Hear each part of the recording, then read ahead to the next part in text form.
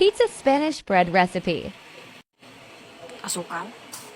Ang kutsara pala. Next is kanira. Yes. 2. Salt. Milk powder. 1, 2, 3. Kunting mainit na tubig para maganda yung pagkamasa niya. Isang baso ito. Itlog. Haluin natin guys. Mantika. Oil. Itong harina, flour.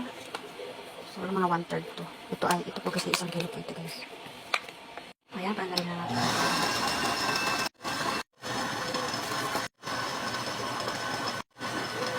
Ayan guys, fluffy na siya. Tapos, lagyan ko natin siya. Kailangan magiging fluffy mo siya. Yung malamot yung ano na tapos na. Pagka mas natin natin. Maganda yung magagawa natin.